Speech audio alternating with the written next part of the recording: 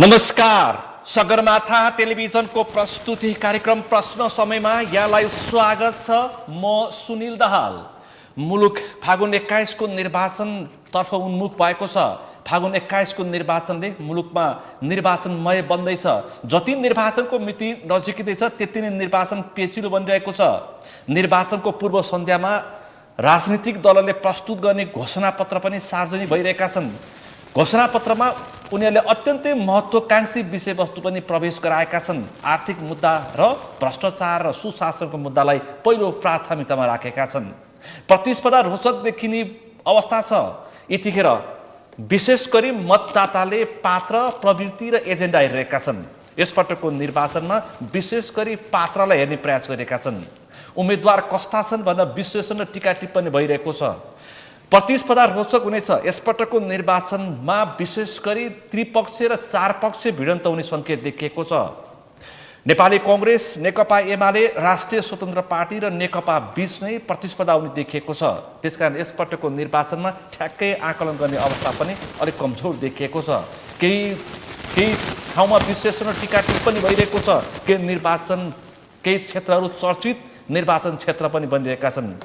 निर्वाचन क्षेत्रमध्ये विशेष गरी झापा, सर्लाही, चितवन लगायतका क्षेत्रहरू बहुत चर्चामा आएका छन्, किनकि त्यहाँ हेभी वेटका प्रतिस्पर्धीहरू मैदानमा छन्। आज हामी विशेष गरी फागुन 21 को निर्वाचन, त्योसँगै पूर्व राजा ज्ञानेन्द्र शाहको अभिव्यक्ति र त्योसँगै फागुन 21 को निर्वाचनमा दलहरूको प्रतिस्पर्धा, एकल प्रतिस्पर्धा, किनकि चुनावी गठबन्धनबाट दलहरू बाहिरिएका छन् र एकल प्रतिस्पर्धा गरेर मैदानमा देखा परेका छन्। त्योसँगै दलले प्रस्तुत गरेका घोषणापत्र भनौँ या प्रतिबद्धता पत्र, उनीहरूले विभिन्न खालका एजेन्डा सहित ती खालका घोषणापत्रहरू पनि सार्वजनिक गरेका छन्। घोषणापत्र कार्यान्वयन हुनेमा यसपटक दलका नेताले प्रतिबद्धता र कसम समेत खाएका छन्। त्यसकारण अब फागुन 21 पछाडिको निर्वाचन पछाडिको संसद कस्तो होला र त्यो संसदले बनाउने सरकार कस्तो होला, किनकि यसपटकको निर्वाचनमा नयाँ प्र्याक्टिसको पनि प्रयास भएको छ। त्यो भनेको भावी प्रधानमन्त्री नै तोकेर कङ्ग्रेस, एमाले, राजपा लगायतका दलहरू मैदानमा उत्रेका छन्। त्यसकारण पनि यसपटकको निर्वाचनमा दलले भावी प्रधानमन्त्री र मुलुक बनाउने प्रधानमन्त्री पनि भनिरहेका छन्। गगन थापा, बालेन्द्र शाह, केपी शर्मा ओली लगायत पुष्पकमल दाहाल प्रचण्ड लगायतका दलका नेताहरूको प्रतिस्पर्धा र भावी प्रधानमन्त्री पनि पेचिलो हुने अवस्था देखिएको छ। अझै पनि एक थरी मान्छेहरू फागुन 21 को निर्वाचन हुन नसक्ने खालका पनि आशंका व्यक्त गरिरहेका छन्। आज हामी यिनै समसामयिक विषयवस्तुमा केन्द्रित रहेर आज हामी बौद्धिक छलफल गर्दैछौँ। आजको यो छलफलमा मसँग सहभागी हुनुहुन्छ राजनीतिक विश्लेषक, प्राध्यापक डाक्टर मञ्चला झा। यहाँलाई स्वागत छ। धन्यवाद। त्यसैगरी आजको यो छलफलमा मसँग सहभागी हुनुहुन्छ राजनीतिक विश्लेषक, प्राध्यापक श्रीभद्र पण्डित। यहाँलाई पनि स्वागत छ। हजुर, धन्यवाद। त्यसैगरी आजको यो छलफलमा मसँग सहभागी हुनुहुन्छ राजनीतिक विश्लेषक सुदर्शन आचार्य। यहाँलाई पनि स्वागत छ। हजुर, यहाँहरू तिनैजनालाई म स्वागत गर्छु। दाजु, म तपाईँबाट कार्यक्रम प्रारम्भ गर्छु र यो फागुन 21 को निर्वाचन विशेष परिवेश, विशेष परिस्थिति र विशेष घटनाक्रमले तय गरेको निर्वाचन हो। नभए 84 को निर्वाचन 82 मा र केपी शर्मा ओलीको ठाउँमा सुशीला कार्कीले यो मुलुकको प्रधानमन्त्रीको रूपमा निर्वाचन गराउँदै हुनुहुन्छ। तपाईँ निर्वाचनलाई नजिकबाट हेर्ने प्रयास गर्दै हुनुहुन्छ, गरिरहनु छ। तपाईँलाई कस्तो लागिरहेछ आजको अवस्थासम्म? म छलफल यहाँबाट प्रारम्भ गर्छु, त्यसपछि खास विषयमा प्रवेश गर्छु। निश्चय पनि यो निर्वाचन अत्यन्तै रोचक लागिरहेको छ मलाई र म निकै नजदिकबाट यसलाई निहालिरहेकी छु। र मलाई कस्तो अनुभूति भइरहेको छ भने 2064 मा जुन संविधान सभाको निर्वाचन भएको थियो त्यो किसिमको अलिअलि माहौल म महसुस गरिरहेकी छु। किनभने माओवादी शान्ति प्रक्रियामा आइसके पछाडिको पहिलो संविधान सभाको निर्वाचन, त्यो पनि एउटा सशस्त्र द्वन्द्वको अन्त, मुलुकमा शान्ति र सुशासन कायम गर्ने एउटा प्रतिबद्धता र अर्को चाहिँ परिवर्तनको एउटा आशा त्यो बेलामा। र अहिले पनि जेएनजी आन्दोलन र त्यो आन्दोलनबाट उब्जेको विषम परिस्थिति र त्यो परिस्थितिलाई सेफ ल्यान्डिङ गर्नका लागि अहिले यो विशेष परिस्थितिमा भइरहेको निर्वाचन र यसले पनि खोजेको के छ भने परिवर्तन, सुशासन, परिवर्तन र सुशासन। त्यसका साथै मान्छेले के भन्छन् भन्दाखेरि भ्रष्टाचारलाई पाता कस्ने बन्ने सरकार भनिरहेछन्। हेरौँ त्यो सम्भव हुन्छ कि हुन्न, त्यो पछि फेरि तपाईँ हाम्रो छलफल हुन्छ। त्यसरी पनि यो निर्वाचनलाई मान्छेले सुशासनको निर्वाचन रूपमा पनि बुझिरहेछन्। अनि त्यसपछि त्यही मैले भन्न के खोजेँ भने भदौ 23 र 24 गते अनि जुन तपाईँको जेनजी आन्दोलन भयो, त्यो आन्दोलनको मुख्य ध्येय नै देशमा व्यवस्था परिवर्तन त थिएन नि त, अवस्था परिवर्तन। अवस्था भनेको कस्तो अवस्था, अर्थात् जुन हाम्रो यो डेलिभरी छ त्यसमा जुन ढिलाइ छ, जुन हाम्रो कुशासन छ त्यसलाई कसरी अन्त गर्ने, त्यही एउटा एजेन्डा मेन थियो नि, होइन? र त्यही एजेन्डामा टेकेर अहिलेको निर्वाचनमा गएका प्रतिनिधिहरूले जनतासँग मत माग्दैछन्। त्यसैले हिजो अस्तिको निर्वाचन भन्दा अब निर्वाचन त हामी कहाँ धेरै पटक भयो, 2046 देखि हामीले यदि विश्लेषण गऱ्यो भने 48 मा भयो, त्यसपछि 51 मा मध्यावधि, फेरि 56 मा भयो, होइन? 62-63 को जनआन्दोलन पछि 64 मा संविधान सभा निर्वाचन, 70 मा भयो, फेरि 74 मा भयो, 79 मा भयो, र अहिले 82 मा यो अप्रत्याशित रूपमा भएको निर्वाचन। यो निर्वाचन किन, वाइ यो निर्वाचन किन के लागि र यसले के गर्छ? आम मानिसको प्रश्न यहाँ छ।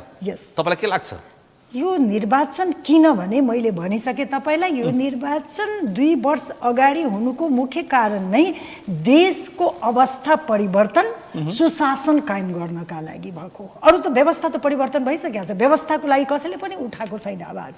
त्यसैले अब के बुझ्नु पर्यो भने सङ्घीय लोकतान्त्रिक गणतन्त्र जुन छ अहिले व्यवस्था 3 तहको सरकार सहितको, त्यसको अन्त्य चाहिँ त्यो उठाइएको छैन। त्यो त कहिले उठाइएको छैन नि त, जेएनजी आन्दोलनले पनि त्यो उठाएको होइन नि त। बरु जेएनजी आन्दोलनमा प्रत्यक्ष निर्वाचित कार्यकारी प्रधानमन्त्री या राष्ट्रपतिको प्रश्न चाहिँ उठ्यो, तर पनि व्यवस्थामाथिको प्रश्न चाहिँ उठेन। व्यवस्थामाथि उठेन, यो कार्यकारी प्रत्यक्ष वा निर्वाचित यो कुरा त तपाईँको विभिन्न दलहरूले पनि उठाइरहेका थिए नि, होइन? यो जेएनजीको मात्रै माग होइन नि त। त्यो फेरि छुट्टै कुरो, त्यो संविधान संशोधनसँग जोडिएको कुरा। संविधान संशोधन नभएसम्म त्यो त अब सम्भवै छैन नि, अहिलेसम्म त त्यो हुने अवस्था पनि छैन। जबसम्म तपाईँको नयाँ संसद बन्दैन तबसम्म संविधान संशोधनको त कुरै आउँदैन।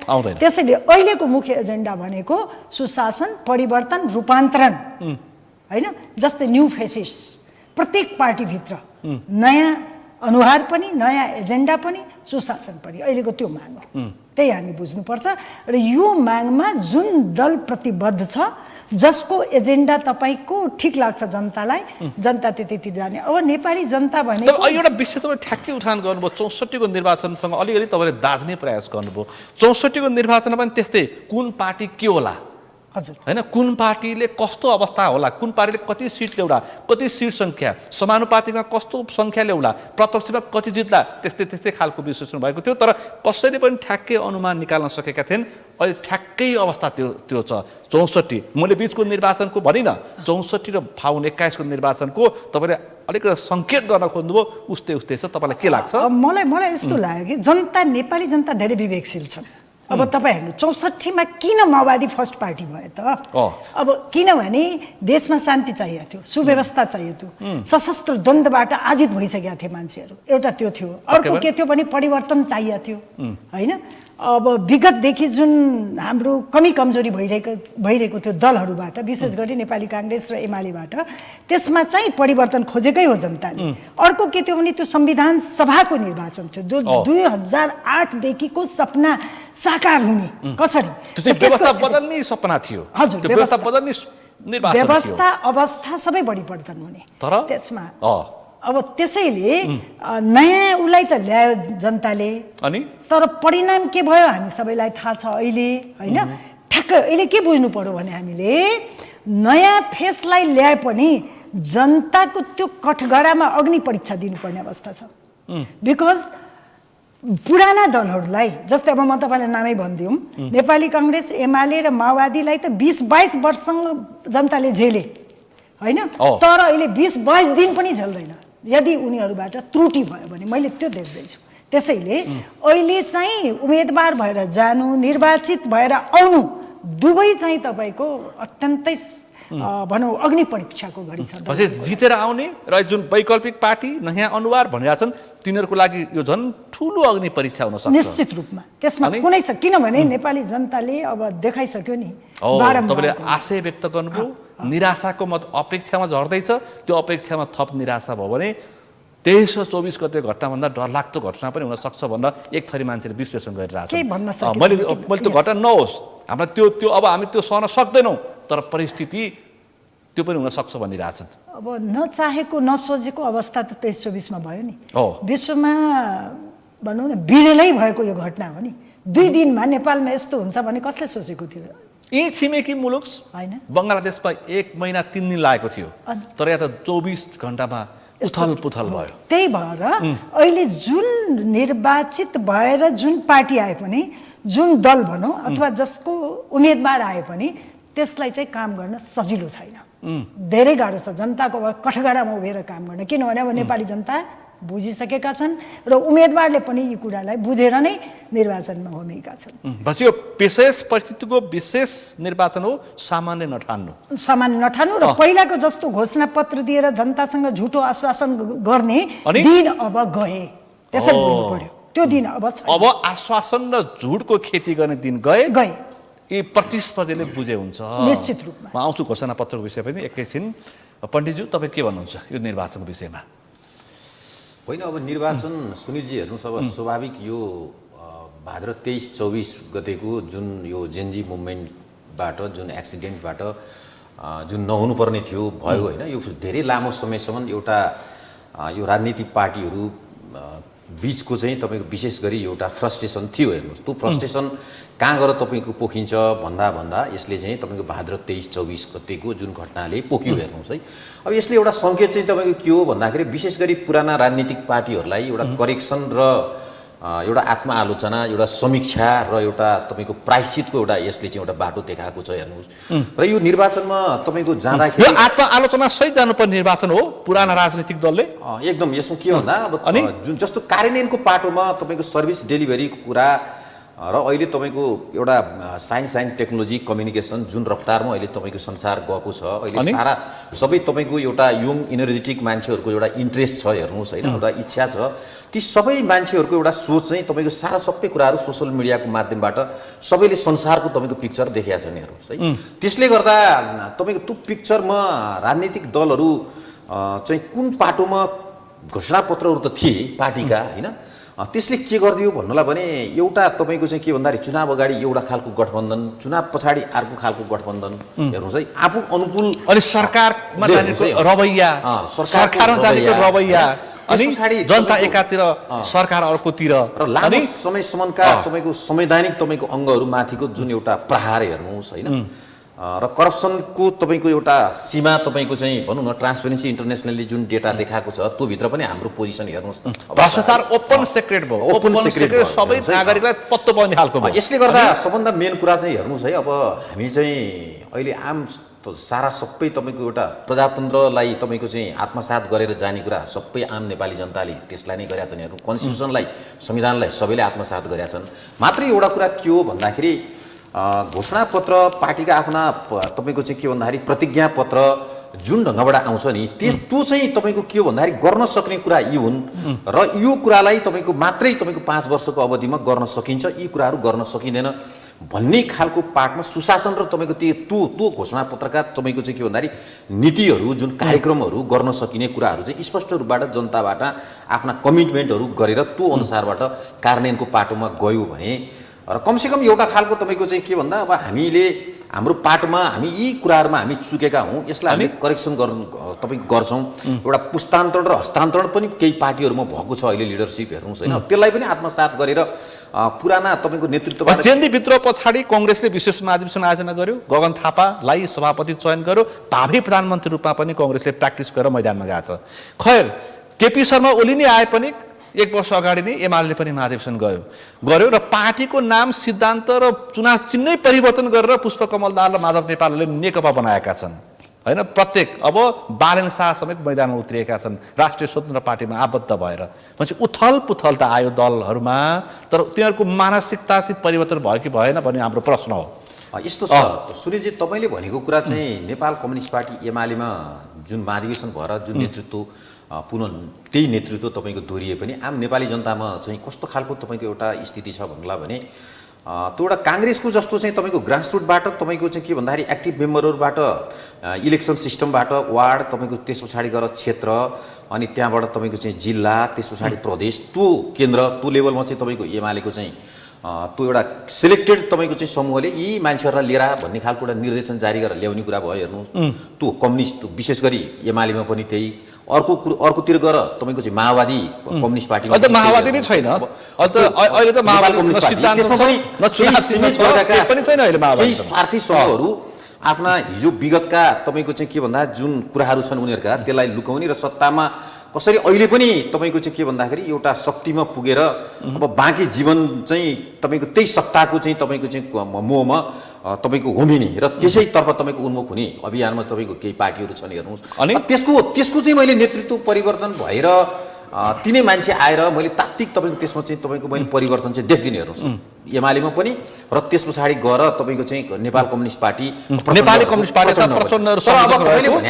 काङ्ग्रेसको चाहिँ अहिले विशेष महाधिवेशन यो विगत 10 वर्ष अगाडिदेखि नै तपाईँको काङ्ग्रेसमा विशेष गरी एउटा नेतृत्व तपाईँको चाहिँ के भन्दा पुस्तान्तरण र हस्तान्तरणको इस्यु त उठेको थियो होइन त्यो उठ्दै तपाईँको महामन्त्रीहरूको लेभलमा गगन विश्वप्रकाशहरू त्यो लेभलमा पुगेर त्यहाँबाट उनीहरूले ठुलो खालको एउटा सङ्घर्ष पनि गरे त्यो सङ्घर्ष पश्चात अहिले चाहिँ तपाईँको के भन्दाखेरि आम नेपाली जनताको सामु जुन रूपबाट एउटा पार्टी विशेष महाधिवेशन तपाईँको भएर गगन थापाको नेतृत्वमा गगन थापा सभापति बनेर आएका छन् यो नेतृत्वमा आइसकेपछि प्रधानमन्त्रीको उम्मेदवारको रूपमा पनि उनी प्रस्तुत भएर गएका छन् तर यसले चाहिँ के कुरा देखाउँछ भन्नुलाई भने आम नेपाली जनताको एउटा उसमा चाहिँ एउटा युवा र उनले पटक पटक गरेर के भनेको छ मेरो जीवनमा चाहिँ म तपाईँको चाहिँ के भन्दाखेरि 55 एबोभबाट उता गए पछाडि राजनीतिमा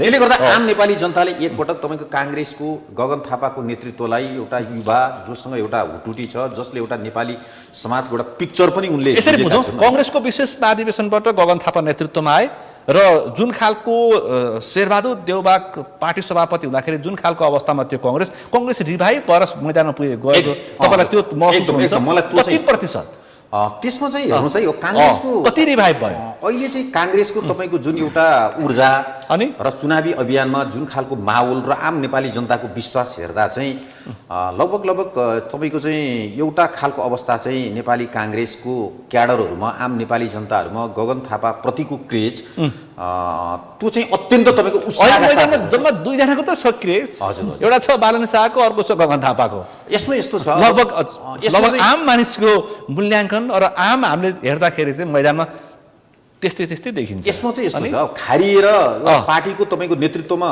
विद्यार्थी राजनीतिको एउटा तपाईँको एउटा हेर्नुहोस् है खारिएकोपन त्यस पछाडि पार्टीभित्रको तपाईँको नेतृत्वहरूको एउटा खालको तपाईँको विश्वास र तपाईँको एउटा प्रतिस्पर्धा पनि गगन थापाले लिए र आम तपाईँको नेपाली प्रतिस्पर्धाको शब्द प्रयोग गर्नुभयो यो निर्वाचनमा प्रतिस्पर्धा को हुन्छ विशेष गरी अहिलेको प्रतिस्पर्धा चाहिँ मलाई जहाँसम्म लाग्छ राष्ट्रिय स्वतन्त्र पार्टी र तपाईँको नेपाली काङ्ग्रेसको बीच नै तपाईँको चाहिँ प्रतिस्पर्धा उच्च छ सिधा टक्कर गगन थापाको काङ्ग्रेस र रवि बालेनको राष्ट्रिय स्वतन्त्र पार्टी बीच देखिने भयो सुनिलजी तपाईँले एउटा कुरा मैले तपाईँलाई भन्दै गर्दा मैले एमालेहरुको अवस्था आलोचना चाहिँ होइन सुनिलजी भन्नुस् त एउटा आलोचना चाहिँ होइन तर एउटा कुरा चाहिँ तपाईँको आम नेपाली जनतालाई भन्न चाहिँ तपाईँको त्यो कन्जुसाइ गर्न चाहिँ हुँदैन जस्तो चाहिँ मलाई लाग्छ मैले त्यो कुरा भनिहालेँ तपाईँलाई कारण चाहिँ के हो भन्नुलाई भने एउटा सरकारको तपाईँको एउटा डेलिभरी एउटा तपाईँको सुशासनको पाटोमा करप्सनको पाटोमा र एउटा पूर्वाधारको क्षेत्रमा हामीले जुन रूपबाट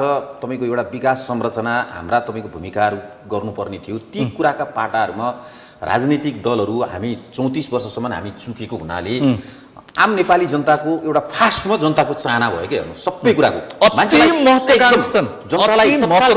नेपाली जनता अति महत्त्वाकांक्षी बनेका छन् चाहिएको छ उसले सेवा सुविधा चाहिएको छ उसले संसारको तपाईँको विकास संरचना र ती खालको उपभोग गर्न उसले खोजेको छ के क्लिक गर्दाखेरि विश्व भेट्छ तर नेपाल हाम्रा सरकारी अड्डाहरू कस्ता छन् उही पञ्चायती खालका मानसिकता र प्रवृत्तिका छन् जनता सडक पाउँछ त्यसले गर्दा यो अब के होला फ्रस्ट्रेसनको सुन्नु अब नयाँ नेतृत्वले के गर्दा प्रश्न त यहाँ ठ्याक्कै त्यही पार्टीमा फ्रस्ट्रेसनको तपाईँको सबै जन्म छ नि त्यो आएर तपाईँको थुप्रियो कहाँ भन्नुला भने यी राष्ट्रिय स्वतन्त्र पार्टीको नाममा थुप्रै हेर्नुहोस्। हो। अब त्यो भित्र कस्ता पात्र छन्, के छन्, उनीहरूको भूमिका कस्तो होला, के होला, त्यसले हेर्नुहोस् है, कस्तो भोलि त्यो संसद कसरी चलाउलान्, संसद कसरी सरकार चलाउने, कसरी भोलि- बनाउलान्, भोलि अनि कसरी संसद कसरी चलाउलान्, संसदमा कसरी आफ्ना भूमिकाहरू चाहिँ तपाईँको प्रस्तुति गर्लान् र जनतासँग कुन रूपमा गएर जनताले कुन रूपबाट विश्वास गर्लान् र तपाईँलाई के जनताले लाग्छ? विश्वास दिए। तपाईँलाई के लाग्छ? है, के गर्ला मलाई तिनीहरूले? त्यो त्यसका पछाडि चाहिँ आम नेपाली जनताहरूले अलिकति तपाईँको सिन्सियरली एउटा विचार चाहिँ गर्न आवश्यक छ। हेर्नुहोस् होइन, अब होला अब नेपाली जनताले पनि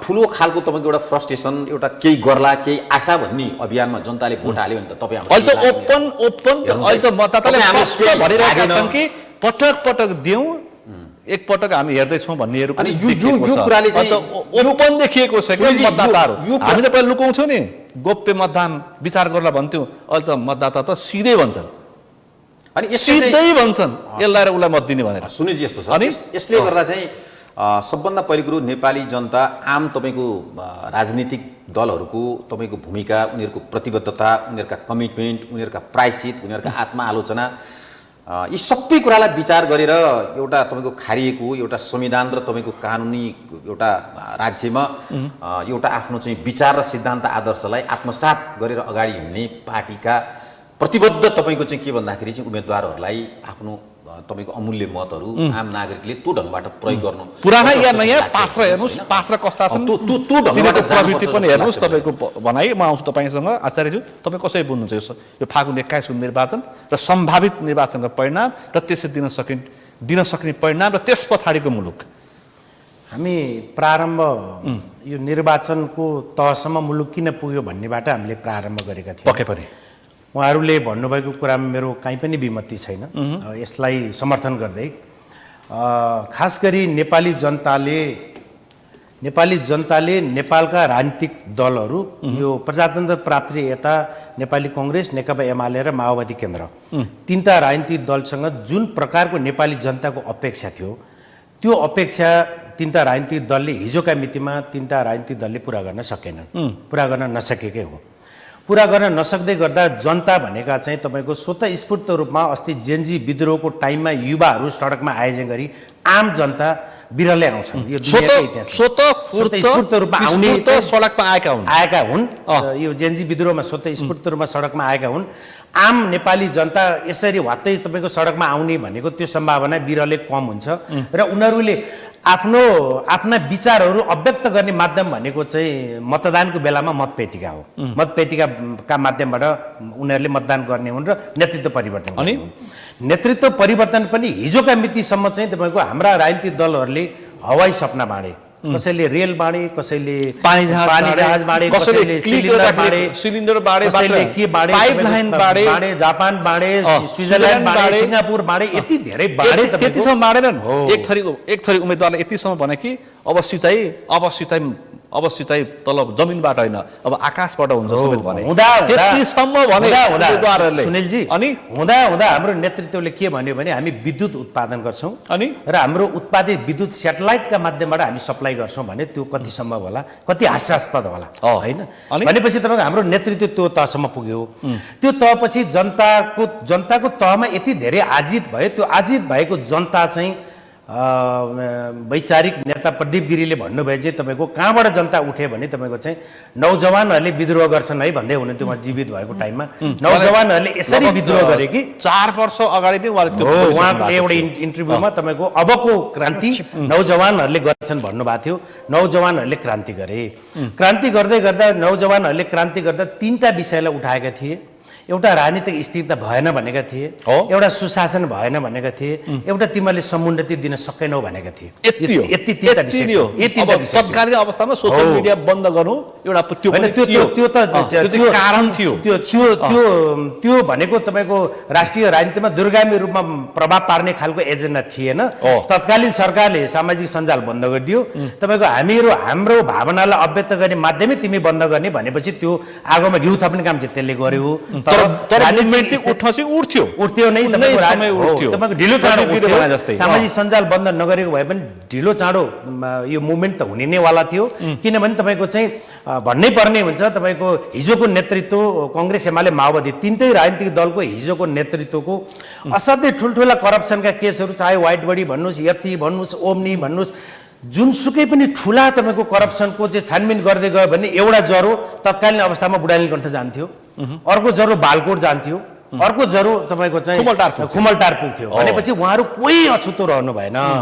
यसै यो जब उहाँहरू अछुतो रहनु भएन त्यसपछि तपाईँको जनता यति सहनुसम्म उनीहरू आजित भएर जनताले सहे। त्यसपछि जनता आउने भनेको त कि मतदानका माध्यमबाट नेतृत्व परिवर्तन गर्ने हो कि त सडकमा आएर तपाईँको आफ्नो जीवन कुर्बानी दिएर नेतृत्व परिवर्तन गर्ने हो भन्दा उनीहरूले हामी कुर्बानी गर्छौँ बरु यो कुशासन हामी सहँदैनौँ भने तर होइन त असम्म। तर एक थरी मान्छेले मत माग्दाखेरि अहिले पनि होइन भनिरहेछन्। प्रायोजित र बाह्य शक्तिको योजना र रोड म्याप हो अब देश जलाउने र बनाउनेमा कसलाई रोज्ने भनेर त्यो खालको नारा दिएर मत मागिरहेछन्। सुनिलजी अझै पनि हाम्रो प्रवृत्ति के छ भने हामी तपाईँको चाहिँ नेकपा एमाले समर्थक वा नेपाली कङ्ग्रेस समर्थक वा माओवादी केन्द्र समर्थक वा राष्ट्रिय स्वतन्त्र पार्टी समर्थक कोही मान्छे बाटोमा हिँडिरहेछ, त्यो मान्छे हिँड्नुभन्दा अगाडि अर्को कोही मान्छेले केरा खाएर बोक्रा बाटोमा फालिदियो भने त्यो पछाडि जाने मान्छे केराको बोक्रामा चिप्लिन्छ र तपाईँको चाहिँ यो फलानु पार्टीले केरा खाएर मलाई लडाउनलाई बोक्रा हालिदियो भन्छ। यो हाम्रो प्रवृत्ति हो होइन। तपाईँको यसको मतलब आरोप लगाउनु पूर्व तपाईँको सुशासन दिनुपर्छ, नेपाली जनतालाई हवाई सपना बाँड्नु हुँदैन, प्रतिज्ञा पत्र सार्वजनिक गर्नुपर्छ र त्यसलाई कमिटमेन्ट त्यो आफूले गरेको नेपाली समाज हाम्रो राजनीति आचार्य हाम्रो नेपाली समाज राजनीति आज कहाँ बहस गर्दैछ? बालेन शाह कि पातलो शाह कि मोटो शाहमा बहस गर्दैछ। बस जबकि तपाईँको त्यो उहाँ चुनावी एजेन्डा होइन, उहाँ पातलो शाह हो कि मोटो शाह हो भन्ने कुरो त अटोमेटिक होला नि त, उहाँको जन्मजातै आएको होला नि त, आइसक्यो होला नि त होइन। भन्दाखेरि तपाईँको त्यो भनेपछि के हो भने अब यो एउटा अध्याय सक्यो सुनिलजी। हामीले तपाईँको अझै पनि सेप्टेम्बर क्रान्ति भयो नेपालमा, यस्ता खालको एजेन्डा छन् मत माग्ने एजेन्डा। ल हेर्नुहोस् त होइन नेपालमा चिन्ता देश बनाउनु छ सुनिलजी। नेपालमा सेप्टेम्बर क्रान्ति भयो, नौजवानहरूले प्रदीप गिरीले भन्नुभयो नौजवानहरूले क्रान्ति गर्नुभयो भनेको भाद्र 23 र 24 को क्रान्ति भयो। क्रान्तिपछि तपाईँको चाहिँ एउटा मुलुकले एउटा नयाँ खालको मुलुक त मध्यावधिमा गयो नि त होइन। 84 मा हुने चुनाव त 82 मै भयो, मध्यावधि भन्ने कि विशेष परिस्थिति यसलाई जे भनौँ त यसलाई आवधिक निर्वाचन त होइन। यसलाई हामीले जे नाम दिए पनि तपाईँको कुनै यो संसदले 5 वर्ष पुरा गरेन, बिचकै अवधिमा निर्वाचन भयो। पक्कै पनि जब निर्वाचन भएपछि तपाईँको अब सिङ्गो देश निर्वाचनको महाअभियानमा होमिएको छ। हामी 21 गते चुनाव हुन्छ भनिएको छ, त्यसको पूर्व सन्ध्यामा हामी छौँ भनिएको छ। कुनै पनि पूर्व राजा ज्ञानेन्द्र शाह पूर्व सहमति पछि मात्र निर्वाचन भनेर आज पनि देशको नाममा जनताको नाममा सन्देश दिँदैछ होइन। एउटा पूर्व राजाको बारेमा म भनौँला, एउटा लोकतन्त्रमा एउटा हरेक नागरिकले आफ्नो अभिव्यक्ति स्वतन्त्रता दिन पाउँछ। ज्ञानेन्द्र शाह भलै पूर्व राजा हुनुभयो बेग्लै कुरा हो। लोकतन्त्रमा हरेक नागरिकले आफ्नो अभिव्यक्ति स्वतन्त्रता छ र उसले आफ्नो अभिव्यक्तिलाई स्वतन्त्रतापूर्वक राख्न पाउँछ। त्यो त मैले पाउनु छ, मैले पाउँछु, ज्ञानेन्द्र शाहले पनि पाउनुहुन्छ।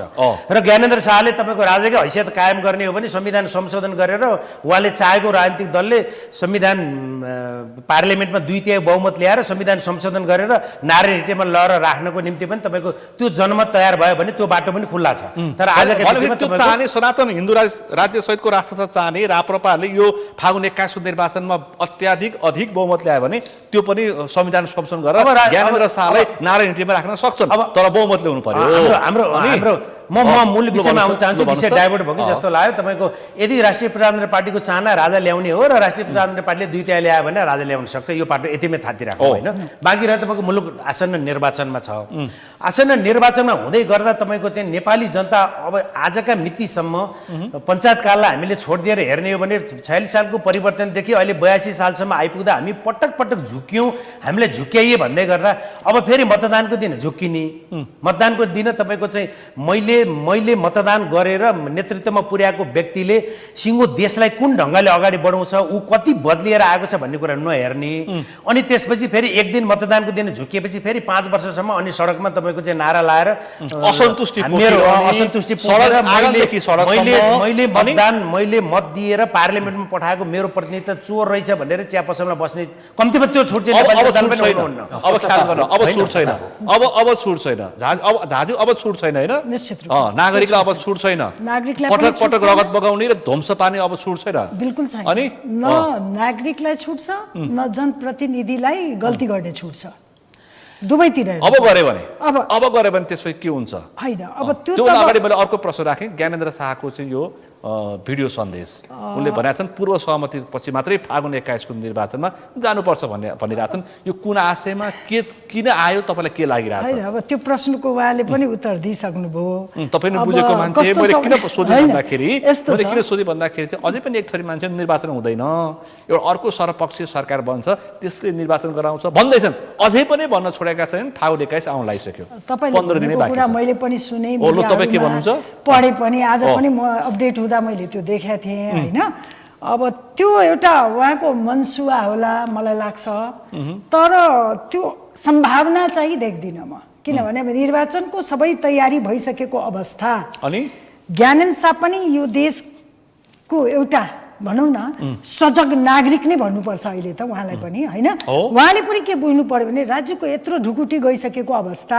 निर्वाचनको लागि सबै वातावरण बनिसकेको अवस्थामा यो वातावरणलाई बिथोल्ने अब छुट चाहिँ कसैलाई पनि छैन यो निर्वाचनको सम्मुखमा ज्ञानेन्द्र शाहले किन बोले मान्छेले त्यो पनि प्रश्न गरिरहेछ अब यसमा सम्मुखमा अलिक- बोलिरहेछन् अब यो अलिकति जटिल प्रश्न तपाईँले राख्दै हुनुहुन्छ होइन अब त्यो त 21 गतेको निर्वाचन पछिको जुन परिणाम हुन्छ नि त्यो परिणामले पनि के तय गर्छ त्यो अहिले नै प्रक्षेपण गर्न गाह्रो छ जस्तै अनि? अब नयाँ दल ओ रासोपा त्यसमा अनुहारहरू पनि केही नयाँ पुरानो दल काङ्ग्रेस तर त्यसको सभापति नयाँ होइन अब नेतृत्व नयाँ, नेपालमा रूपान्तरण, पुष्पान्तरण। 2007 सालदेखिको अनि? इतिहास राजनीतिक इतिहास बोकेको पार्टी नेपाली काङ्ग्रेस ठिक अब यदि नेपाली काङ्ग्रेसको नेतृत्वमा देश गयो भने एउटा अवस्था हुन्छ हेर्नुहोस्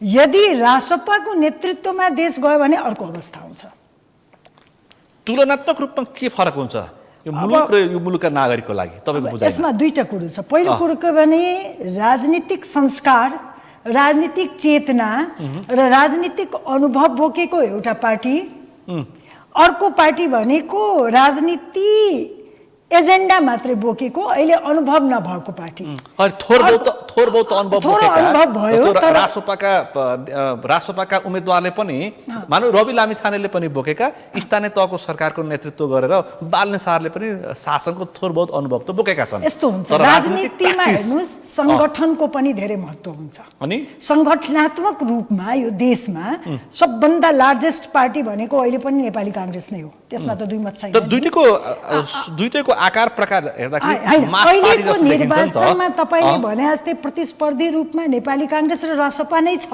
अनि फर्स्ट र सेकेन्डमा यही दुईटामा एउटा हुन्छ त्यो त स्योर देखिन्छ होइन कि त बालिन कि त गगन गगन अर्को चोइस छैन होइन जसले जति जे भने पनि तर मैले के भने तपाईँले ज्ञानेन्द्र शाहको कुरा गर्नुभएको थियो नि त्यसलाई म के जोड्न चाहन्छु भने नेपाली काङ्ग्रेसको नेतृत्वमा यदि देश गयो भने एउटा अवस्था बन्छ यदि रासोपाको नेतृत्वमा देश गयो भने फेरि त्यो अर्को अवस्था आउँछ त्यसमा अब त्यसमा देश द्वन्द्वमा जान्छ कि देश बन्नेतर्फ नहीं, जान्छ नहीं, द्वन्द्व मात्रै हुँदैन आन्तरिक द्वन्द्व हुन्छ कि अथवा राजनीतिक त्यसमा फेरि चलखेल हुन्छ कि त्यो एक प्रकारको परिस्थिति मुलुकले निकास पाउँछ कि पाउँदैन अलिकति तपाईँले जुन ज्ञानेन्द्र शाहको कुरा जोड्नुभयो नि त्यसले संशय दिइरहेछ अलिकति संशय त्यसले उत्पन्न गर्न गइरहेको छ जस्तो लाग्छ मलाई अब त्यो कुरालाई अहिले थाती राखौँ अगाडि बढौँ भनेपछि गगन थापाको नेतृत्वमा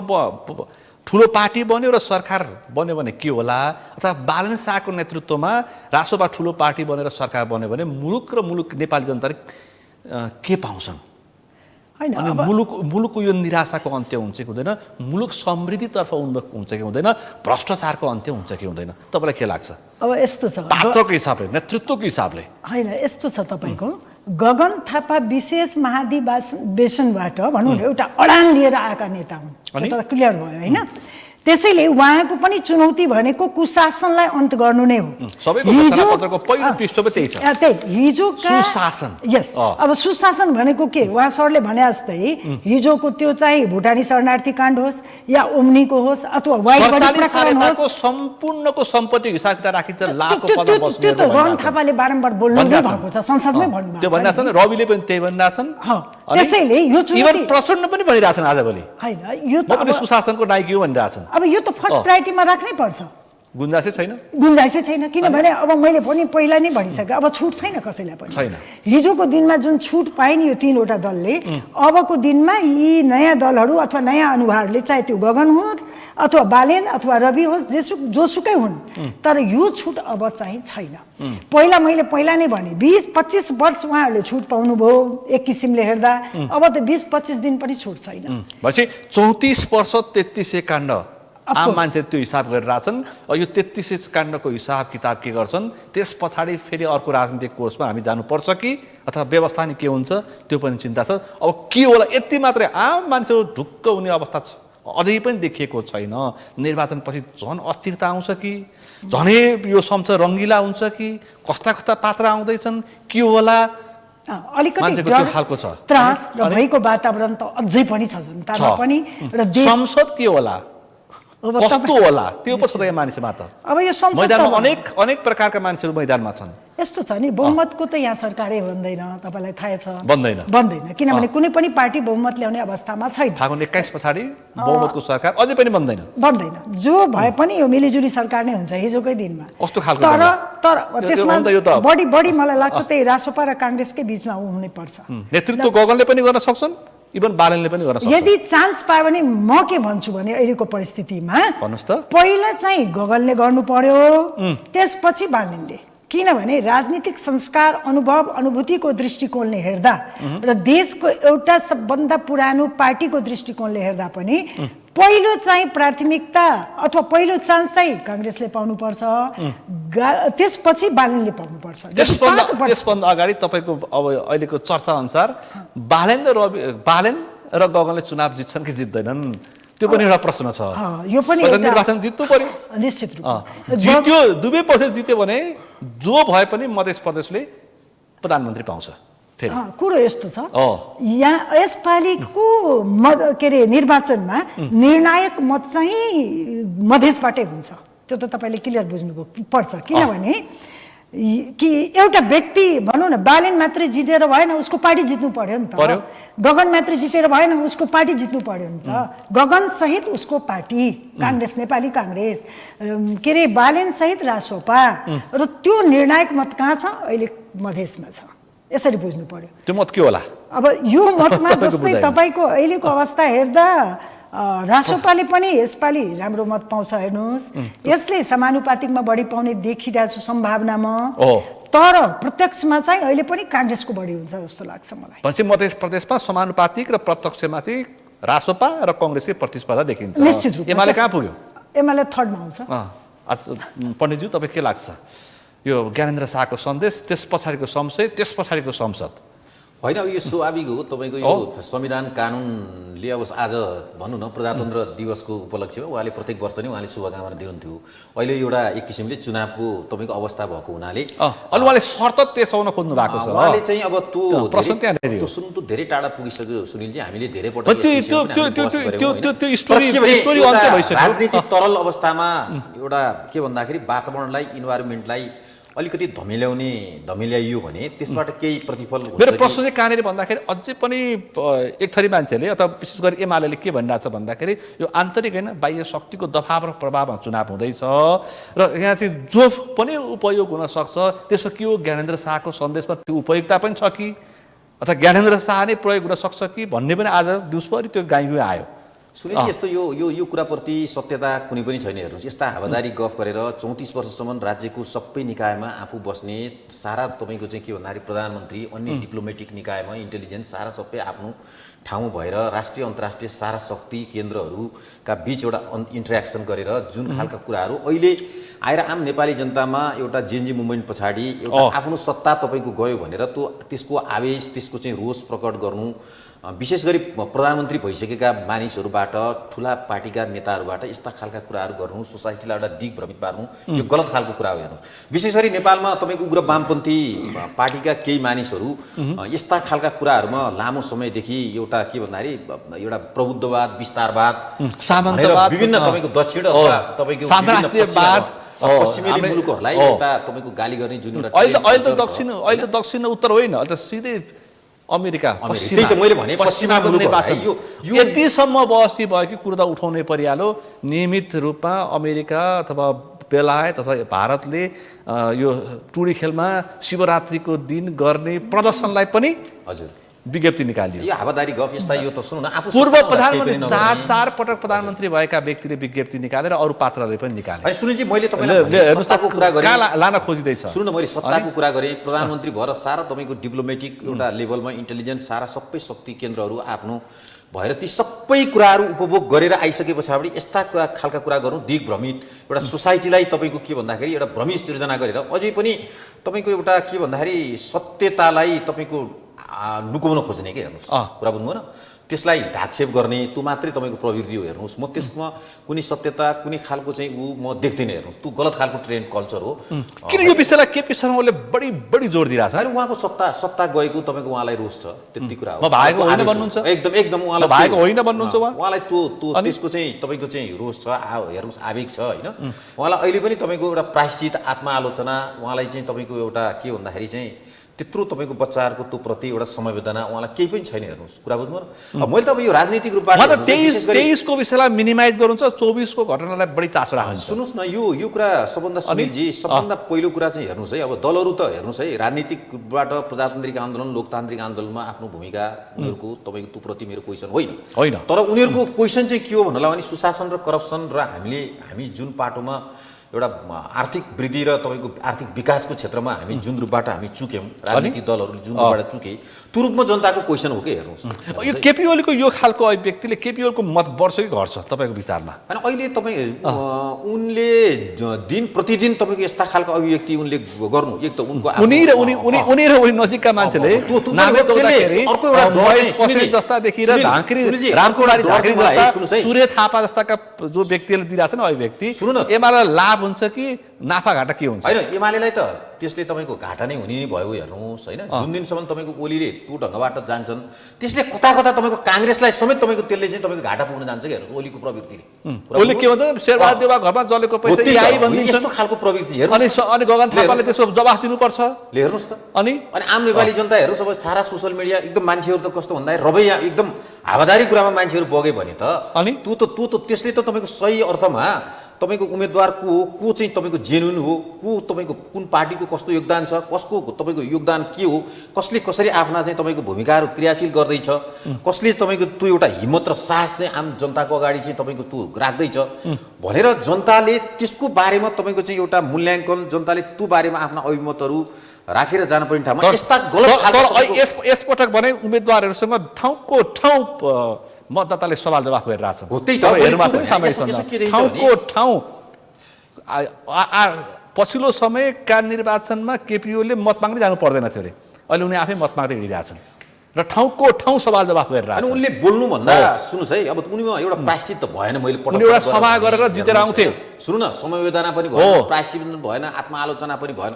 तर उनी के हो भन्नुलाई भने उनी नबोल्दा चाहिँ राम्रो। हेर्नु, सबभन्दा पहिलो तपाईँको सुझाव नबोल्दा फागुन 21 सम्म केपी ओली नबोल्दाखेरि नै लाभ हुन्छ होइन। गलत खालका कुरा आम जनतालाई भ्रमित पार्ने, तपाईँको अन्य दलहरूलाई पनि त्यसले चाहिँ नकारात्मक प्रभाव पार्ने, तपाईँको एउटा आफ्नो छोरा छोराका तपाईँको राजनीतिक तपाईँको चाहिँ एउटा नेतृत्वमा आएका मान्छेहरूलाई ठिक छ उम्मेदवारका बारेमा तपाईँको इन्ट्रेक्सन राख्दा अथवा तपाईँको चाहिँ के भन्दाखेरि आफ्नो अभिमतहरू राख्दाखेरि उम्मेदवार हेरेर मत हाल्नुहोस्, यो गर्नुहोस्, त्यो गर्नुहोस् भन्दा हुन्छ। हेर्नुहोस्, प्रजातान्त्रिक तपाईँको प्रक्रिया र प्रोसेसको कुरा हो।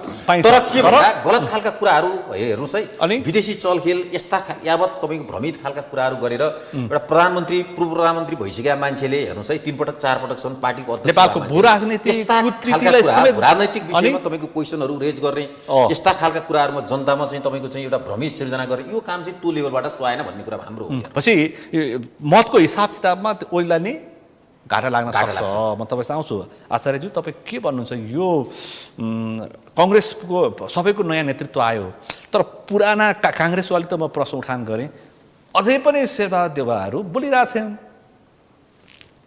गगन थापालाई कति असर पार्छ यसले? नबोल्न पाइन्छ।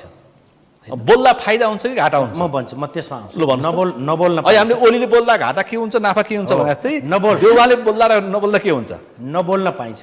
हो, अहिले जेनजी विद्रोहपछि नेपालमा कुनै पनि राजनीतिक दल बदलिएर आयो भने 80 वर्षको इतिहास बोकेको नेपाली कङ्ग्रेसको माघ 1 गते नयाँ नेतृत्व आयो। त्यो पनि 50 वर्षभन्दा उमेर समूह तल भएको नेतृत्व आयो।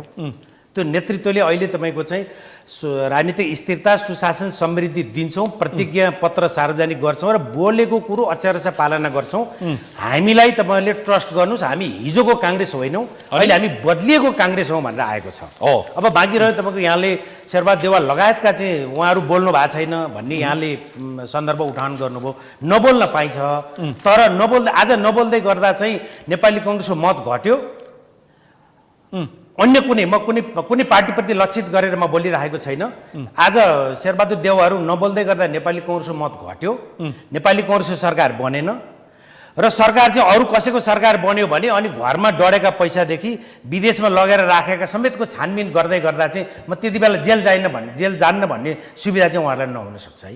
अहिले नबोल्न पाइन्छ, नबोले हुन्छ, भोट नमागे हुन्छ, काङ्ग्रेसको पक्षमा नबोले हुन्छ, अन्तर्घात हुन्छ कि भन्ने त्रास छ फेरि। ठिक छ, तपाईँको उहाँले वक्तव्य नदिए हुन्छ होइन। तपाईँको शेरबहादुर देउवाको झोला बोक्नका निम्ति 46 सालदेखि 82 सालसम्म यो 30-40 वर्षसम्म झोला बोक्नका निम्ति तयार भएका झोला बोकेर चाहिँ तपाईँको उहाँलाई चाहिँ नेता बनाएका तपाईँको नयन सिंह महरहरू अहिले देशभरि निर्वाचनमा लडेका छन् भन्दाखेरि तपाईँको भेट्न पाइन्छ। उहाँको सुनिल चाहिँ मैले टुङ्ग्याउँछु। अनि यत्रो 46 सालको परिवर्तनदेखि 82 सालसम्म उहाँको झोला बोक्दाखेरि चाहिँ ठिक हुने उहाँ लगायतलाई मैले व्यक्तिगत रूपमा उहाँलाई शेरबहादुर देउवालाई पनि म भन्दिनँ, जो घरमा अहिले आराम गरेर बस्नु भएको छ उहाँहरू सबैलाई। कोही चाक्सीबारीमा आराम गर्नुभयो होला, कोही बुढाइलगण्ठमा आराम गर्नुभयो होला, कोही आराम गर्नुभयो होला, उहाँहरू सबैलाई मैले भनिराखेको छु।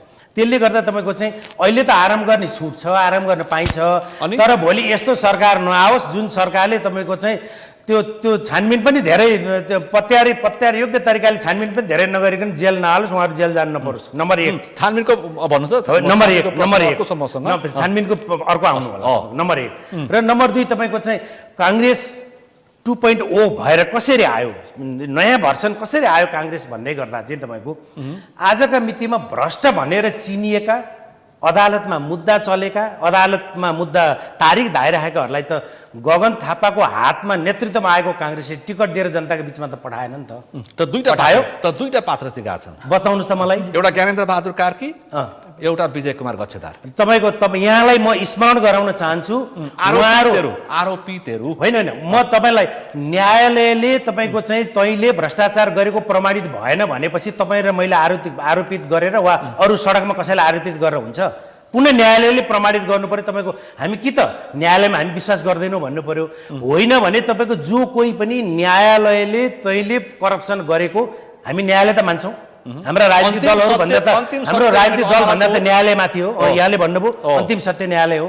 जब न्यायालयले उनीहरूको न्यायालयमा केस छैन, उनीहरूको न्यायालयमा तारिक छैन, उनीहरूले न्यायालयबाट उनीहरूले उन्मुक्ति पाएका छन्, उनीहरूले न्यायालयबाट आफ्नो केसमा मुक्ति पाएका छन् भनेपछि यदि करप्सन गरेको हो उनीहरूको अझै पनि केस बाँकी छ भने जुन निकायले करप्सनको चार्ज लगाएको त्यो निकायले फेरि पनि केस लगे हुन्छ। तर 601 जना नयाँ अनुवाद छानिरहँदाखेरि यी 2-4 जना पात्रलाई नछानिदिएको भए के फरक पर्थ्यो भनेर त्यो प्रश्न पनि कङ्ग्रेस अब म यहाँलाई अब एउटा मात्र कुरा स्मरण गराउन चाहन्छु। तपाईँको चाहिँ त्यही गगन थापा हो, बिहान पार्टीका महामन्त्री थिए, त्यही विश्वप्रकाश शर्मा हो, पार्टीका महामन्त्री थिए। दिउँसो उहाँहरू पार्टीबाट 5 वर्षको लागि निष्कासन परे अनि बेलुका साँझ तपाईँको पार्टी सभापति र उपसभापति भए र पार्टीले यत्रो क्रान्ति गरेर तपाईँको वैधानिक विद्रोहका माध्यमबाट नेपाली कङ्ग्रेसलाई पुस्तान्तरण सहितको यो ढङ्गको रूपान्तरण गरेपछि 100% उनीहरूले भनेको चाहिँ किन 100% हामीले चाहेअनुसारको किन भएन, किन तपाईँको पहिला एकपटक चाहिँ केस लागेको फलानालाई चाहिँ किन टिकट दियो भनेर हामीले त्यो खोजे थाप्न तपाईँ र मैले मिल्छ? मैले मूर्त रूपमा बोलेको मात्रै हो। एउटा कुरा र अर्को कुरा बदलिएको काङ्ग्रेस, परिवर्तित काङ्ग्रेस, बदलिएको काङ्ग्रेस हो।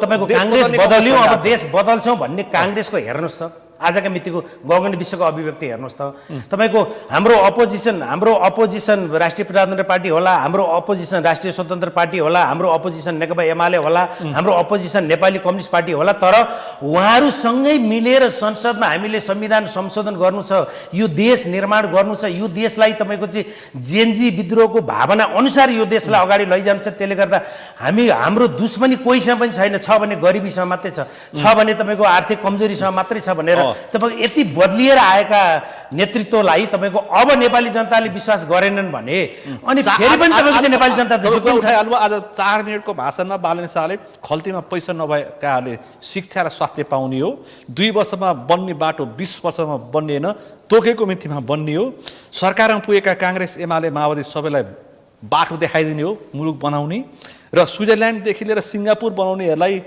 यो खप्तर पनि छ र बढी मालिका पनि छ भनेर देखाइदिने हो, र धेरै बोल्ने होइन काम धेरै गर्ने भनेर सन्देश दिएका छन् एकदम तपाईँको उहाँले। सुनिलजी म एउटा मात्रै प्रश्न यहाँलाई गर्न चाहन्छु, यहाँ मार्फत हामीलाई जसले हेरिराख्नु भएको छ उहाँलाई प्रश्न गर्न चाहन्छु। तपाईँको उहाँले त्यही सपना त्यही परिकल्पना काठमाडौँ महानगरपालिकामा प्रस्तुत गरेर आउनु भएको थियो नि त, अनि बिचमै मैदान छोडेर भाग्ने छुट उहाँलाई हुन्छ? छुट अब फेरि महानगरपालिकाको निर्वाचन हुँदै गर्दा कति अरब राष्ट्रको घाटा हुन्छ, कति अरब खर्च हुन्छ यहाँ यो महानगरपालिकाको निर्वाचन गर्दाखेरि? उहाँले काठमाडौँ महानगरका जनताले दिएको जिम्मेवारीलाई उहाँले 5 वर्ष अक्षरशः पालन गर्नु पर्दैन? नम्बर 1 होइन, यहाँले बालेको प्रश्न गर्नुभयो नि त मलाई त एउटा नम्बर 1 र नम्बर 2 म यहाँलाई अर्को पनि स्मरण म के गराउन चाहन्छु भने तपाईँको चाहिँ उहाँहरूको राष्ट्रिय स्वतन्त्र पार्टीको कुरा यहाँले गर्नुभयो। राष्ट्रिय स्वतन्त्र पार्टीले आफूलाई कुन शक्ति भनेको छ सुनिलजी? देश बनाउने शक्ति, वैकल्पिक शक्ति भनेको छ। वैकल्पिक शक्ति, देश बनाउने शक्ति, विकास गर्ने शक्ति होइन, वैकल्पिक शक्ति छ। हामी वैकल्पिक शक्ति उनीहरू त्यो भन्छन् हो। अब सुन्नुहोस् है, बाह्य शक्ति भन्छन् होइन, अब सुन्नुहोस् है, तपाईँको नेपाली काङ्ग्रेस नै तपाईँको शेरबहादुर देउवाको उमेर समूह, केपी शर्मा ओलीको उमेर समूह, पुष्पकमल दाहालको उमेर समूहबाट मिलिजुली तपाईँको सिन्डिकेट चलाएर तपाईँको चाहिँ सत्ता प्राप्त गर्ने र तपाईँको सिङ्गो देशलाई तपाईँको चाहिँ सुशासनभन्दा बाहिर राख्ने त्यो शक्तिबाट परिवर्तित भएर तपाईँको वैकल्पिक शक्ति त काङ्ग्रेस आफै तपाईँको चाहिँ 80 वर्ष विरासत बोकेको काङ्ग्रेस अहिले तपाईँको बदलिएर वैकल्पिक शक्ति त स्वयं आफै काङ्ग्रेसै भइसकेको छ त। अनुहार बदलेको हो, पात्र बदलेको हो, प्रवृत्ति छैन भनिरहेछन्। अनि त्यसपछि तपाईँको चाहिँ सुन्नु तपाईँको अनुहार बदलिएको हो, प्रवृत्ति बदलिएको छैन, पात्र बदलिएको छैन। 22 गतेसम्म अहिले गगन थापाहरू नै केपी ओली सरकारको सरकार सञ्चालन समितिका सदस्य थिए भन्छन् उनीहरूले। फेरि त्यो त यहाँले हिसाब किताब त्यसरी गर्छन् होइन, 24 गते घटनाको हिसाब किताब खोज्छन् भनिरहेछन्। यहाँको प्रश्न सान्दर्भिक छ, यहाँको प्रश्न सान्दर्भिक छ, तर यहाँले प्रश्न गर्दै गर्दा फेरि पनि यहाँले पनि स्मरण गर्नुपर्ने कुरा चाहिँ के हो भने प्रधानमन्त्रीको बेडरुमसम्म बिचौलियाको प्रवेश भयो है। त्यसले गर्दा तपाईँको अब म यो सरकार सञ्चालनवाला यो सञ्जालमा म अब रहिन। तपाईँको चाहिँ हाम्रा सरकारहरूले, हाम्रा पार्टीका नेतृत्वहरूले आफ्नो बेडरुमसम्म बिचौलियाको एक्सेस दिए, त्यसले गर्दा तपाईँको मुलुक बन्न सकेन, मुलुक बनाउने बाटोमा लगेनन्, हामीले नेतृत्व परिवर्तन नगरी सुख छैन भनेर भन्दै आयो। त्यही प्रश्न सोद्धाखेरि रमेश लेखक र केपी ओलीको हिसाब किताबको पनि हिसाब दिनुपर्छ भनिरहेछन्।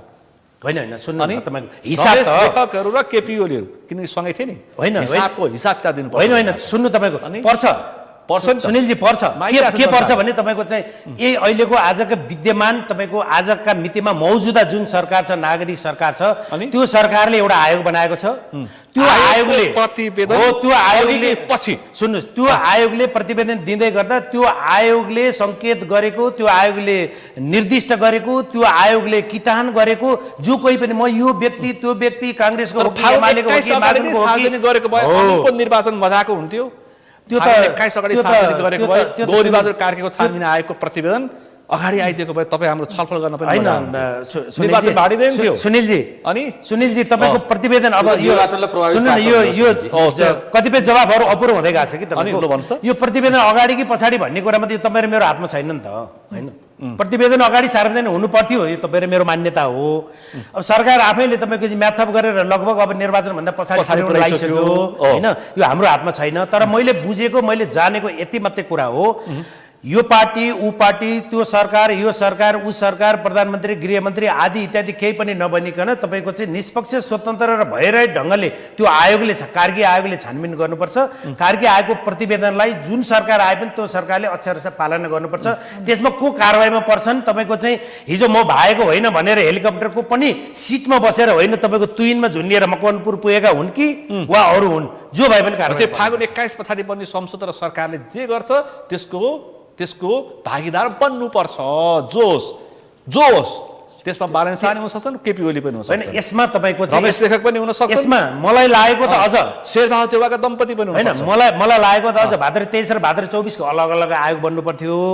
आयोगै अलग बन्नु पर्थ्यो। भलै एउटै आयोगलाई दुईटा कार्यादेश दिएको छ, भलै यो यसमा मेरो कुनै टिप्पणी रहेन। तर प्रतिवेदन यो विगतमा हामीले धेरै मल्लिका आयोगका प्रतिवेदनदेखि धेरै प्रतिवेदनहरू हेर्यौँ। बालन शाहले थन्किँदैन भनिरहेको छ, इभन गगन थापाले पनि थन्किँदैन भनिरहेको छ। यति मात्रै हो, प्रतिवेदनमा जालो नलागोस्। अब यहाँले अर्को सँगै जोडेर तपाईँको प्रश्नको सिलसिलेवार रूपमा प्रश्न गर्नु भएको छ। तपाईँको चाहिँ भोलि सरकार कस्तो बन्ला, त्यो सरकारले यी प्रतिवेदन अथवा यी विषयवस्तुहरूको कार्यान्वयन कसरी गर्ला वा कसको सरकार वा कस्तो बन्नुपर्छ भन्ने सन्दर्भ पनि सँगै जोडिएर आएको थियो। अनि परिणाम कस्तो आउला, कस्तो परिणाम आउला विश्लेषण मात्रै हो। अब एउटा कुरा के हो भने तपाईँको चाहिँ मुलुकलाई हामी भनिरहेका छौँ, तपाईँको चाहिँ यो हामीले टेलिभिजनमा वा पत्र पत्रिकामा लेख्ने बोली मात्रै होइन, आम नेपाली जनताले भनिरहेका छन् तपाईँको राजनीतिक स्थिरता भएन, हामीलाई स्थिरता चाहियो, सुशासन भएन, साँच्चीकै सुशासन चाहियो, सम्पत्ति छानबिन हुनु पर्यो। सम्पत्ति छानबिन पनि 46 साल अगाडि पछाडिको मात्रै होइन, पञ्चायतकालदेखिको हुनु पर्यो। हामीलाई समुन्नति चाहियो। हाम्रा तपाईँको चाहिँ हाम्रा एयरपोर्टहरू खचाखच चाहिँ विदेशबाट नेपाल घुम्न आउनेहरूका कारणले मात्रै बनेको एयरपोर्ट थन्केर नबसुन्। तपाईँको विदेश जानेहरूको हाम्रो पढे लेखेको 3600 युवाले मुलुक नछोडुन् हो, पढे लेखेका जनशक्तिले देश नछोडुन् भन्ने कुरा तपाईँको यो चाहिँ नीतिगत कुरा भयो। यो नीतिगत कुरालाई कार्यान्वयन गर्नका निम्ति सिङ्गो मधेसको पनि तपाईँको चाहिँ मत लिएर मधेसको जनआधार भनेको हिजैको मितिदेखि 2003 सालमा जहिले नेपाली काङ्ग्रेसको जहिले जन्म भयो, त्यो जन्म आफू जन्मदैदेखिको आफ्नो जनआधार भनेको मधेस भनेको चाहिँ नेपाली काङ्ग्रेसको जनआधार भावनाले म मधेस गएर मधेसबाट सिङ्गो देश जोड्न चाहन्छु भनेर एउटा नेपाली काङ्ग्रेसको बदलिएको नेपाली काङ्ग्रेसबाट प्रतिनिधि त्यो व्यक्ति मधेस पुग्नु भएको छ। मधेसको पुत्र, मधेसको धरती पुत्र भन्न अर्को व्यक्ति झापाबाट केपी ओलीसँग मैदानमा छन्। अब बाँकी रह्यो यहाँले झापाको सन्दर्भमा त तपाईँको दुवैजनाले प्रधानमन्त्रीको दाबी गर्नुभएको छ। दुवैजना संसदमा आउने सम्भावना कम भावनाले एकजना त त्यसै पनि रोकिहाल्नुहुन्छ। 3 जना मध्ये एकजना रोकिन्छन्। झापाबाट जो झापाको एउटै निर्वाचन 3 जना छन् नि देखिएका। झापाबाट एउटै निर्वाचन क्षेत्रबाट जो 2 जना लड्नु भएको छ त्यो मध्ये एउटा मात्रै आउनुहुन्छ। नम्बर 1 रह्यो। सर्लाहीबाट अर्को कुरो बाँकी रह्यो सर्लाहीको। सर्लाहीमा मैले कुनै हिचकिचाट बेगरै मैले भन्न पर्ने हुन्छ। तपाईँको चाहिँ सर्लाहीले भावी प्रधानमन्त्री भनेर प्रधानमन्त्री पाउँदै गर्दा तपाईँको प्रधानमन्त्री रोज्ला कि सम्भावित मन्त्री वा पार्लिमेन्टको मेम्बर मात्रै रोज्ला, यो बारेमा मलाई धेरै बोल्न नलाग्नु। फागुन 21 फेरि छलफल गरौँला। हो गरौँला। अनि प्रतिस्पर्धा कसको हुन्छ यसपल्ट अन्दाजी माहौल हेर्दाखेरि? होइन, यसमा त स्वभावैले स्वतः स्फूर्त रूपमा तपाईँको चाहिँ आजका मितिमा यो जेनजी विद्रोहपछि राजनीतिक रूपमा तपाईँको तुलनात्मक रूपमा स्थापित हुँदै आएको शक्ति राष्ट्रिय स्वतन्त्र पार्टी छ। यसमा कुनै दुविधा ठान्नै परेन। प्रतिस्पर्धामा छ तपाईँको नेपाली काङ्ग्रेससँग सभा र सम्मेलन हेर्दाखेरि बालन र गगन देखिन्छ। हो, नेपाली काङ्ग्रेससँगको प्रतिस्पर्धामा राष्ट्रिय स्वतन्त्र पार्टी तपाईँको नेपाली काङ्ग्रेसलाई पछ्याउँदै आएको छ। एमाले र केपी ओली र प्रचण्डको अवस्था अब तपाईँको चाहिँ उहाँहरूले नेकपा एमाले पार्टीको राष्ट्रिय महाधिवेशन गर्यो, तर त्यसलाई म इलेक्सन भन्दिनँ। नेकपा एमाले महाधिवेशनको नाममा सेलेक्सन गर्यो, इलेक्सन गरेन। सेलेक्सन गरेर को मान्छे ल्याउनु पर्ने ल्यायो र अहिले पनि तपाईँको योगेश भट्टराई जस्ता पात्रहरू, अहिले पनि गोकुल बास्कोटा जस्ता मान्छेहरू चुनाव प्रचारको लागि पनि मैदान नपाएर उहाँहरू बसिराख्नु भएको छ। उनीहरू अहिले अर्काको प्रचारमा छन्, चक्रे मिलनहरू मत माग्दैछन्, आफूलाई मत माग्दैछन् भनेपछि नेकपा एमालेको बारेमा मैले गर्नुपर्ने टिप्पणी यहाँले गर्नुभयो, मैले गर्नै परेन। अब बाँकी रह्यो तपाईँको चाहिँ माओवादी केन्द्र अर्थात् Nepali communist party. Nepali communist पार्टीको नेता त पूर्व प्रधानमन्त्रीहरूको क्लब जस्तै देखिन्छ, तर नेपाली कम्युनिस्ट पार्टीको नेता हुनुहुन्छ पुष्पकमल दाहाल।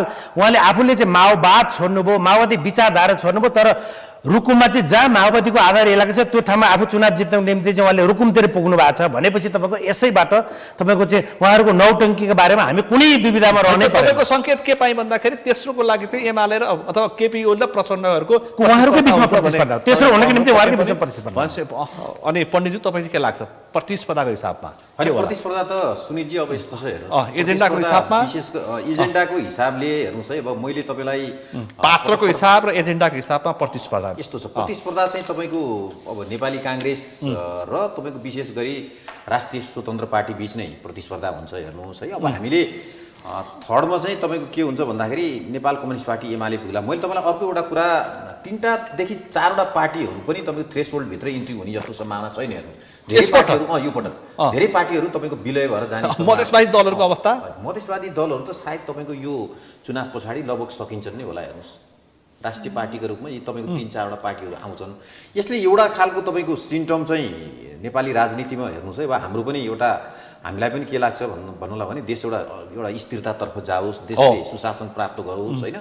छिटोभन्दा छिटो तपाईँको देश चाहिँ आर्थिक वृद्धि दरतर्फ तपाईँको तपाईँ घोषणापत्र त सबैको सरस्वती अहिलेसम्म आएका पुष्पकमलदार हेर्दाखेरि चाहिँ मलाई विशेष गरी अथवा आज सरस्वती गगन थापाहरूको पनि हेरियो, महत्त्वकाङ्क्षी नै छ, अरूको पनि हेरियो, एमालेको चाहिँ आइसकेका छैन। मैले चाहिँ विशेष गरी सुनिलजी एउटा मिडियामा पनि मैले आफ्नो एउटा इन्टरभ्यू दिएको थिएँ। त्यसमा मैले 3टा पाटोलाई मैले चाहिँ गरेका थिएँ। एउटा सुशासन, एउटा तपाईँको के हो भन्दाखेरि एउटा करप्सनको पाटो, अर्को भने तपाईँको के भन्दाखेरि एउटा तपाईँको चाहिँ विकास।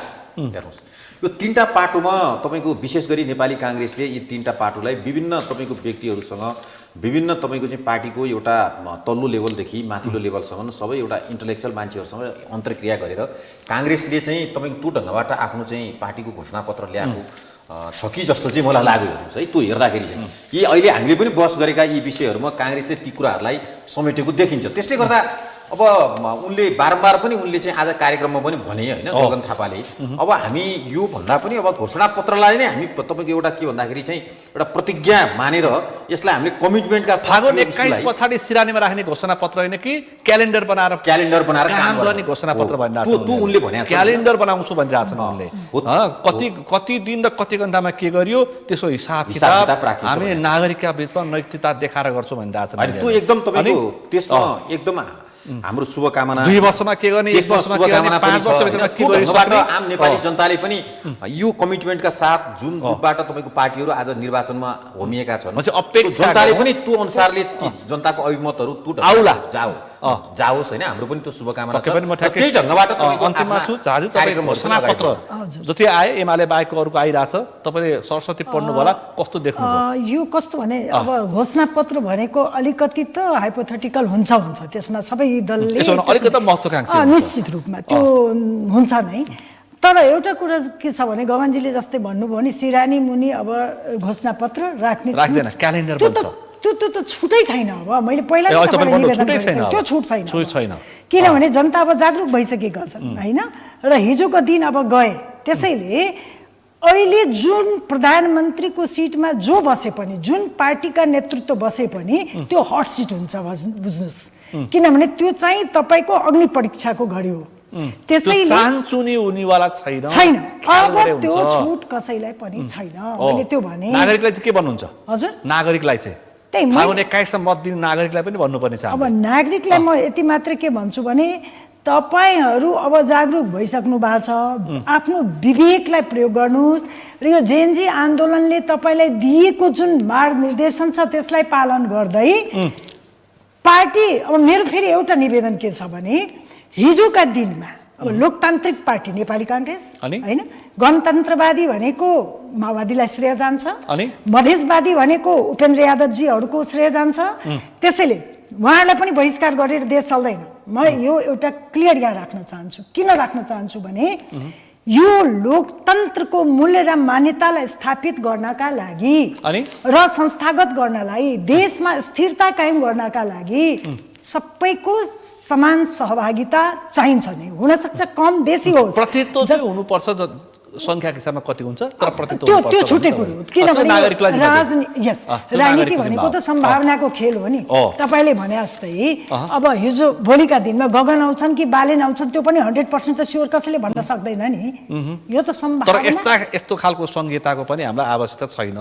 अहिले जुन माथि म्युजिकल चेयर भन्यो नि हामीले, तर प्रदेशमा पनि त्यस्तै खालको छ। वर्षको 4 चोटि मुख्यमन्त्रीले शपथ खाए, त्यो पनि हामीलाई चाहिँदैन। रातो किताब बेचे रातो किताब बजेट ती बेचे भन्ने पनि हामीलाई संहिता संशोधन गर्नु त्यो त अब तपाईँलाई प्रदेश भनेको हामी कहाँ कार्यान्वयन भयो, तर प्रदेशलाई सञ्चालन गर्ने हेडक्वार्टर त फेरि केन्द्र नै भयो नि त। त्यो अवस्थाले गर्दा नै यस्तो अवस्था रोग सर्यो हो, रोग तल पनि सर्यो हो, त्यो रोक्नु पर्यो निश्चित रूपमा त्यो अब कहाँ त्यो त सम्भव देख्दिनँ म। त्यसैले म के भन्छु भने नेपाली जनताले विवेकको प्रयोग गरून्। बदलिदो परिस्थितिमा पार्टी कुनै खराब थिएन हिजोका दिनमा पनि, अनि व्यक्ति खराब थिए, पात्र खराब थिए। त्यो पात्रहरू यदि छाटिसकेको छ कुनै पार्टीले भने अहिलेको आवश्यकता के हो देशको त्यो हेर्दै र त्यो पात्रलाई अलग गर्दै अहिलेको नेतृत्वको कसले गर्न सक्छ त? भ्रष्ट पात्रहरूलाई पन्छाउँदा गर्दाखेरि काँचो पात्र आउने हो भन्ने पनि चिन्ता छ। काँचो अनि चिन्ता छँदैछ। त्यो नेतृत्व तपाईँले भने जस्तै राजनीतिक संस्कार नभएको, काँचो भन्नाले त्यो भन्नुहोस् एक्सपिरियन्स नभएको राज्य सञ्चालनको अथवा सत्ता सञ्चालनको भन्नु। तर तपाईँले पुरै त्यसलाई एभोइड गर्न सक्दैनौँ नि, किनभने न्यू जेनेरेसनलाई पनि त तपाईँले चान्स त दिनै पर्छ। चेन्जको भावना त्यही हो, निश्चित रूपमा त्यो त दिनै पर्छ नि। तपाईँले कहिले विश्वास गर्ने? अब मेरा बुजुर्गले मलाई विश्वास नगरेर हुन्छ, म पनि त अब चाहिँ गर्न सक्छु भने मलाई पनि त प्रमाणित गर्नुपर्ने अवसर उनीहरूले गर्छु भनिरहेको छ, गरेर देखाइन्छु भनिरहेको छ। त्यो त अब जनताको हातमा छ। जनताले जसलाई जनता भनेको यो लोकतान्त्रिक तपाईँले भन्नुभयो प्रतिस्पर्धा 1 र 2 कांग्रेस र राष्ट्रिय स्वतन्त्र पार्टी भन्नुभयो भने 3 को लागि चाहिँ कस्तो हुन्छ प्रतिस्पर्धा? 3 मा मलाई एमाले, त्यसपछि तपाईँको अहिले जुन कम्युनिस्ट भनेर नेपाली कम्युनिस्ट पार्टी माओवादीको पहिलाको उहाँहरूको देख्छु। तर 3 नम्बरमा एमाले नै आउँछ। ठ्याक्कै समय सक्यो। यो बहसले मुलुकलाई निकास दिनको लागि सहज होस् र मतदातालाई पनि मत दिनको लागि अझै सहज होस्। तपाईँको महत्त्वपूर्ण समय र संवादलाई तिनैजनालाई आभार व्यक्त गर्न चाहन्छु। धन्यवाद स्टुडियोमा बोलाउनु भयो र हाम्रो धारणा राख्ने मौका दिनुभएकोमा, र यो निर्वाचन सक्सेसफुल भनौँ सफलतापूर्वक सम्पन्न होस् भन्ने कामना गर्दै नेपाली जनताले विवेक प्रयोग गरोस् भने म शुभकामना दिँदै पक्कै पनि आज हामीले विशेष गरी फागुन 21 को निर्वाचन र फागुन 21 को निर्वाचनमा प्रतिस्पर्धा गरेका दल र तिनीहरूको अवस्था, पात्र, एजेन्डा र मतदाताको पनि मानसिकता र मतदाताले कस्तो पात्र रोज्ने र अब बन्ने सरकार र संसद कस्तो बनाउने, मुलुकलाई निकास दिने कि नदिने र भ्रष्टाचार रहित मुलुक र समृद्ध मुलुक बनाउने नपाउने, यिनै विषयवस्तुमा विज्ञहरूसँग छलफल गरे। आजको यो छलफलमा मसँग सहभागी हुनुहुन्थ्यो राजनीतिक विश्लेषक प्राध्यापक डाक्टर मञ्चला झा, त्यसै गरी राजनीतिक विश्लेषक प्राध्यापक श्रीभद्र पण्डित, त्यसै गरी आजको यो छलफलमा मसँग सहभागी हुनुहुन्थ्यो राजनीतिक विश्लेषक सुदर्शन आचार्य। आजको विषय प्रसङ्ग यति नै। भोलि अर्को विषय प्रसङ्गका साथ कार्यक्रम प्रश्न समय ल्याउने बाचा गर्दै म सुनिल दाहाल पनि बिदा चाहन्छु। सगरमाथा टेलिभिजन हेर्दै गर्नुहोला। नमस्कार।